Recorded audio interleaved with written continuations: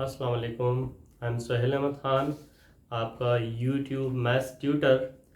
आज की वीडियो में मैं आपको सिंटैक्स 9th क्लास के unit number 1 real and complex numbers की एक्सरसाइज 1.1 का क्वेश्चन नंबर 2 यानी क्वेश्चन नंबर 2 सॉल्व करवाऊंगा। क्वेश्चन नंबर 2 में क्या कह रहा है कि convert the following into decimal fractions, कि आपने इसको डेसिमल फ्रैक्शन में कन्वर्ट करना है। डेसिमल फ्रैक्शन क्या होता है? इस फ्रैक्शन ये डेसिमल फ्रैक्शन है या नहीं हमें कैसे पता चलेगा? जब हम इसको डिवाइड करेंगे, डिवाइड करने के बाद फॉर एग्जांपल हमारे पास आंसर पॉइंट में आता है 0.78 इस तरह से आता है कुछ भी, तो जब हमारे पास पॉइंट में आंसर आ रहा है तो उसका मतलब ये है कि ये फ्रैक्शन जो है ये क्या है? डेसिमल फ्रैक्शन है। तो वो सबसे पहले कह रहा है कि आपने इन सब को डेसिमल फ्रैक्शन में कन्वर्ट करना है। इट मीन्स के सारे डेसिमल फ्रैक्शन ही हैं। जब हम इनको डिवाइड करेंगे तो इन सब का आंसर जो है वो डेसिमल में ही आएगा। तो सबसे पहले हमने इसे डिवाइड करना है। डिवाइड करेंगे तो ये डेसिमल फ्रैक्शन में कन्वर्ट हो जाएगा। पहला रिक्वायरमेंट तो ये हो गया इसका। Also indicate them terminating and non terminating decimal fraction, और आपने ये भी बताना है इसमें कि इसमें कौन सा टर्मिनेटिंग डेसिमल फ्रैक्शन है और कौन सा नॉन टर्मिनेटिंग डेसिमल फ्रैक्शन है।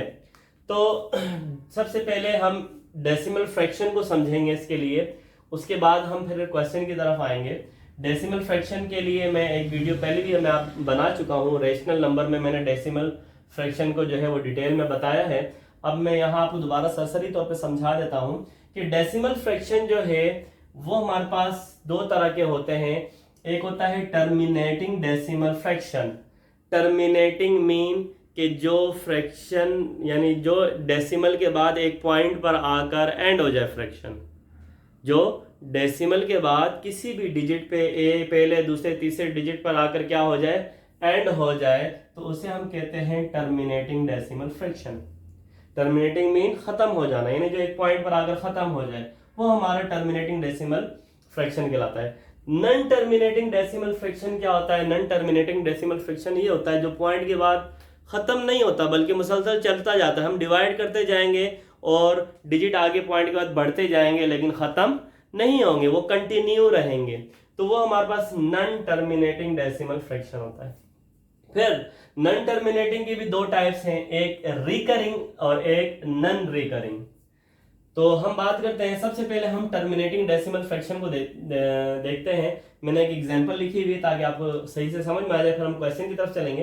तो सबसे पहले 1/4 दिया है। 1/4 को हम अगर डिवाइड करें तो 4 बाहर आ गया, 1 अंदर चला गया, तो पॉइंट लगाया हमने, 0 बढ़ाया, 4 2 ज़ा 8, 10 में से 8 गया, 2 बच गया, फिर 0 बढ़ाएंगे, 4 5 ज़ा 20। अब देखिए यहां पर ये आकर रिमाइंडर हमारे पास 0 आ गया। रिमाइंडर क्या हो गया? 0।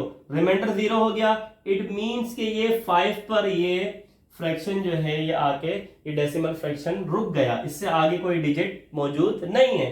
तो इसका मतलब ये है कि ये 5 पर खत्म हो गया। टर्मिनेट का मतलब क्या होता है? खत्म हो जाना, इसलिए ये क्या है? टर्मिनेटिंग डेसिमल फ्रैक्शन है। अब हम चलते हैं इस एग्जांपल की तरफ। मैंने लिखा है 1/3, इसे देखते हैं ये क्या है। इसको डिवाइड करते हैं, 3 बाहर आएगा, 1 अंदर जाएगा, पॉइंट लगेगा, 0 बढ़ेगा, 3 का टेबल हम 3 तक पढ़ेंगे, 9 आ जाएगा, माइनस किया, 1 बच गया, फिर 0 बढ़ेगा, फिर 3 का टेबल 3 तक पढ़ेंगे, 9 आ जाएगा, फिर माइनस किया, फिर 1 बच गया, फिर 0, फिर 10 बन गया 0 ऐड करने के बाद, फिर 3 का टेबल 3 तक पढ़ा, 9 आ गया। इस तरह से ये मुसलसल हम डिवाइड करते जाएंगे, नीचे 10 बचता जाएगा और फिर हम 9 तक टेबल पढ़ेंगे, फिर माइनस करेंगे, फिर 1 आ जाएगा। तो इसका मतलब है कि ये इस तरह कंटिन्यू रहेगा, कंटिन्यू रहेगा। इसका मतलब ये है कि ये टर्मिनेट नहीं हो रहा, ये खत्म नहीं हो रहा। जब ये खत्म नहीं हो रहा तो ये क्या है? ये नॉन टर्मिनेटिंग डेसिमल फ्रैक्शन है। एक वैल्यू मैंने यहां भी लिखी हुई है √3। √3 को मैंने कैलकुलेटर से कैलकुलेट किया तो मेरे पास आया 1.73205 डॉट डॉट का मतलब ये है कि ये भी आगे मजीद जो है ये खत्म नहीं हो रहा, टर्मिनेट नहीं हो रहा, इसलिए ये भी नॉन टर्मिनेटिंग है। अब देखें ये भी नॉन टर्मिनेटिंग है और ये भी नॉन टर्मिनेटिंग है, दोनों नॉन टर्मिनेटिंग है, लेकिन दोनों में फर्क क्या है? दोनों में फर्क ये है कि जब पॉइंट के बाद डिजिट सेम आए, चाहे वो एक एक डिजिट सेम आए या दो दो डिजिट सेम आए या तीन तीन डिजिट सेम आए, यानी यूं भी हो सकता है पॉइंट के बाद 1 2 1 2 1 2, अब यहाँ दो दो डिजिट सेम आ रहे हैं, तो ये भी क्या है, ये भी हमारे पास इसी काइंड का होगा, यानी रिकरिंग होगा। या मैं कहूं कि 0.312 312 312, अब यहाँ क्या है, यहाँ तीन तीन डिजिट रिपीट हो रहे हैं। तो यानी जब पॉइंट के बाद एक एक डिजिट रिपीट हो या दो दो या तीन तीन डिजिट मुसलसल रिपीट हो, तो वो हमारे पास जो है वो हमारे पास रिकरिंग कहलाता है। नॉन टर्मिनेटिंग डेसिमल फ्रैक्शन का कौन सा कहलाता है, रिकरिंग। और जब पॉइंट के बाद वैल्यूज जो है वो डिफरेंट आ रही हैं, तो वो हमारे पास क्या कहलाएगा, non recurring decimal fraction. Non recurring, non terminating है क्योंकि एंड नहीं हो रहा, और नॉन रिकरिंग डेसिमल फ्रैक्शन है। उम्मीद है आपको यहां तक समझ में आ गया होगा। अब हम चलते हैं क्वेश्चन की तरफ। क्वेश्चन में हमसे क्या कह रहा है कि आप जो है कन्वर्ट करें, convert the following into decimal fraction. आपने इसे डेसिमल फ्रैक्शन में कन्वर्ट करना है, और फिर उसके बाद जो आपका आंसर आएगा उससे देखकर आपने बताना है कि ये फ्रैक्शन जो है ये टर्मिनेटिंग है, नॉन टर्मिनेटिंग है, ये आपने बताना है सिर्फ, ठीक है। तो सवाल में हमसे रिकरिंग के बारे में नहीं पूछा गया, मैंने आपको रिकरिंग नॉन रिकरिंग भी समझा दिया, लेकिन वहां हमारे पास क्वेश्चन में हमारे लिए रिकरिंग और नॉन रिकरिंग के बारे में कोई बात नहीं की गई है, हमें सिर्फ टर्मिनेटिंग और नॉन टर्मिनेटिंग बताना है। तो उसके लिए हम क्या करते हैं कि जैसे 5/8 है, हमने सबसे पहले इसको सॉल्व कर रहे हैं पार्ट 1 को, तो हम क्या करेंगे, 8 बाहर आएगा, 5 अंदर लिखेंगे और पॉइंट लगेगा, 0 बढ़ जाएगा। 8 का टेबल हम पढ़ेंगे 6 तक, 8 6 48, माइनस किया तो 2 बच गया हमारे पास। अब 0 बढ़ेगा, फिर हम दोबारा पढ़ते हैं 8 का टेबल, 8 2 16, अब हमारे पास 4 बच गया, फिर 0 बढ़ेगा, फिर 8 का टेबल हम पढ़ेंगे, 8 6 सॉरी 8 5 40, 8 5 40। अब यहां देखें, यहां पर आकर रिमाइंडर जो है वो क्या हो गया, 0 हो गया, यानी ये फ्रैक्शन यहां पर आकर एंड हो गया। तो जब ये यहां पर आकर एंड हो गया तो इसका क्या मतलब है कि 5/8 क्या है, 5/8 एक टर्मिनेटिंग डेसिमल फ्रैक्शन है। तो हम क्या लिख देंगे, टर्मिनेटिंग डेसिमल फ्रैक्शन। इसी तरह हमने सबको डिवाइड करना है, और डिवाइड करने के बाद हमने यहां देखना है कि हमारे पास टर्मिनेटिंग आ रहा है या नॉन टर्मिनेटिंग। ये टर्मिनेट हो गया 5 पे, तो हमने लिख दिया कि 5/8 एक टर्मिनेटिंग डेसिमल फ्रैक्शन है। ये हमारा पार्ट 1 सॉल्व हो गया। अब इसी तरह अगर हम पार्ट 2 को देखते हैं, पार्ट 2 क्या है, पार्ट 2 हमारे पास है 4/18। तो इसमें क्या होगा, 18 जो है वो बाहर आएगा, 4 अंदर जाएगा। तो अब क्या करेंगे, पॉइंट लगेगा यहाँ भी क्योंकि अंदर वाली वैल्यू छोटी है, तो पॉइंट लगेगा, 0 बढ़ेगा, 18 का टेबल पढ़ते हैं, 18 2 36 हो गया, 36 में से 40 में से 36 मारेंगे, फिर 40 बच गया हमारे पास। फिर हम क्या करेंगे, फिर 18 के टेबल पढ़ेंगे 2 तक, 18 2 36 आ गया, फिर 4 बच गया, फिर 0 बढ़ेगा, तो फिर हम टेबल पढ़ेंगे, तो वही बात है, 18 2 36 आ गया। तो कहने का मतलब ये कि हम ये टेबल पढ़ते जाएंगे मुसलसल, और हमारे पास 4 बचता जाएगा, वो 4 40 बनेगा, फिर 36 माइनस होगा, तो यानी हमारे पास यहाँ पर 2 आता रहेगा मुसलसल। अब यहाँ पर 2 कंटिन्यू है, यानी ये कहीं पर एंड नहीं हो रहा, ये फ्रैक्शन कहीं पर एंड नहीं हो रहा, तो इट मींस कि ये क्या है, ये हमारे पास नॉन टर्मिनेटिंग है, क्योंकि ये टर्मिनेट नहीं हो रहा। नॉन टर्मिनेटिंग डेसिमल फ्रैक्शन हमने बता दिया कि भाई ये नॉन टर्मिनेटिंग डेसिमल फ्रैक्शन है। आप सिर्फ नॉन टर्मिनेटिंग भी लिख सकते हैं आंसर के साथ। तो स्टूडेंट्स, मैं आपको एक बात बता दूं, ये क्वेश्चन जो होते हैं ये एमसीक्यूज बेस्ड क्वेश्चन होते हैं।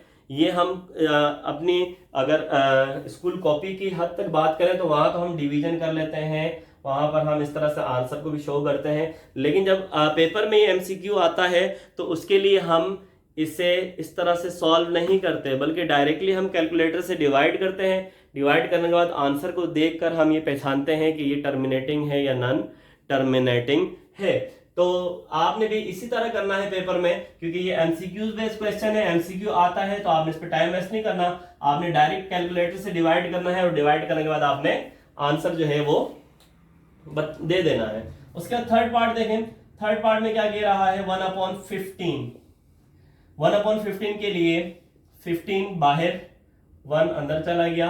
अब हमने क्या किया कि पॉइंट लगाया और 0 बढ़ा दिया हमने, लेकिन 0 बढ़ाने से क्या हुआ, हमारे पास ये वैल्यू अभी अब भी कम है, ये अभी 15 बड़ा है 10 छोटा है, तो फिर क्या होगा, एक 0 यहां लगेगा और दूसरा 0 यहां ऐड होगा। अब हम टेबल पढ़ते हैं 15 का टेबल हम 6 तक पढ़ेंगे तो 90 आ जाएगा। फिर हमारे पास क्या आ जाएगा, फिर 10 बच गया, 10 बच गया, फिर वही होगा 0 बढ़ेगा, फिर 90 तक टेबल पढ़ेंगे, 15 6 90, तो फिर 10 बच गया इस तरह से। और इसी तरह ये 100 बनता जाएगा और फिर हम 6 तक टेबल पढ़ाएंगे, फिर 90 आ जाएगा। यानी इसका मतलब ये है कि ये एंड होने वाला नहीं है, एंड होने वाला नहीं है, इसलिए ये क्या है 1/15 जो है वो हमारे पास नॉन टर्मिनेटिंग है, नॉन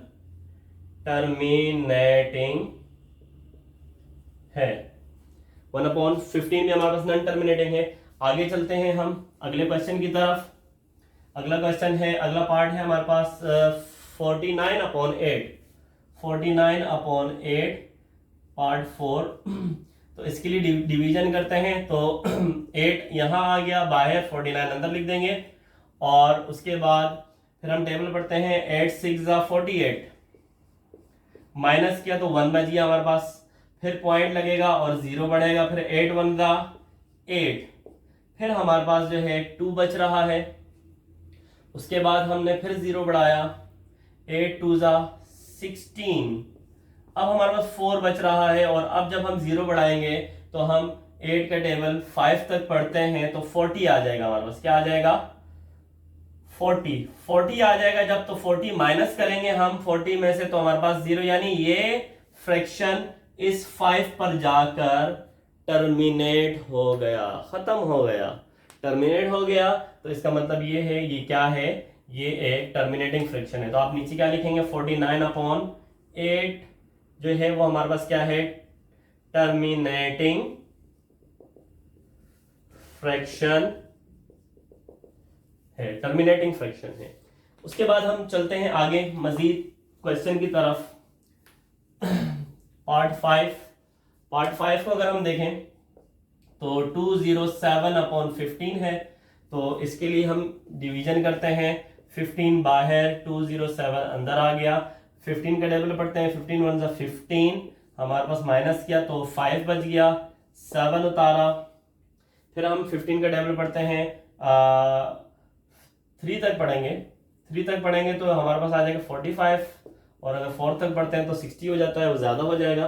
तो 57 का 45 तक हमने टेबल पढ़ा, तो यहाँ हमारे पास 2 बच गया और यहाँ हमारे पास 1 बच गया, तो हमारे पास 12 रिमाइंडर आ गया। उसके बाद हमने फिर क्या किया, पॉइंट लगाया और 0 बढ़ाया, तो हम 15 का टेबल 8 तक पढ़ते हैं अगर, तो हमारे पास 120 आ जाता है। 15 का टेबल हम 8 तक पढ़ेंगे तो हमारे पास क्या आ जाएगा 120, तो 120 से 120 माइनस हुआ तो 0 बच गया, रिमाइंडर 0 आ गया, रिमाइंडर 0 आ गया। इसका मतलब क्या हुआ कि ये 8 पर आकर टर्मिनेट हो गया फ्रैक्शन। तो ये हमारे पास क्या कहलाएगा, ये हमारे पास कहलाएगा terminating fraction, terminating decimal fraction. तो हम सिर्फ टर्मिनेटिंग लिख देंगे, टर्मिनेटिंग फ्रैक्शन।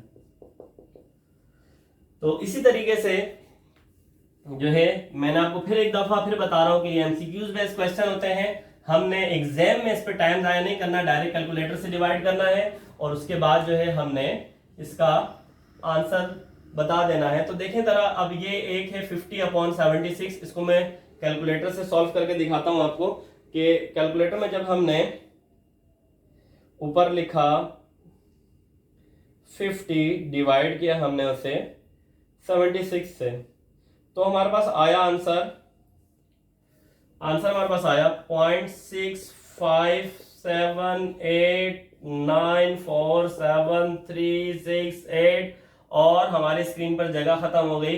इट मीन्स कि ये कंटिन्यू है। कंटिन्यू है इसका मतलब ये है कि ये नॉन टर्मिनेटिंग है। तो हम क्या लिख देंगे डायरेक्ट 50/76 इज नॉन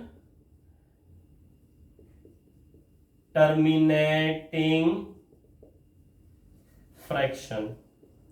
तो यहां हमारा क्वेश्चन नंबर 2 कंप्लीट होता है। उम्मीद है आपको वीडियो पसंद आई होगी, समझ आई होगी। अगर समझ आई है, पसंद आई है तो आप हमारे वीडियो को लाइक करें, शेयर करें और हमारे चैनल को सब्सक्राइब करें। शुक्रिया। अल्लाह हाफिज़।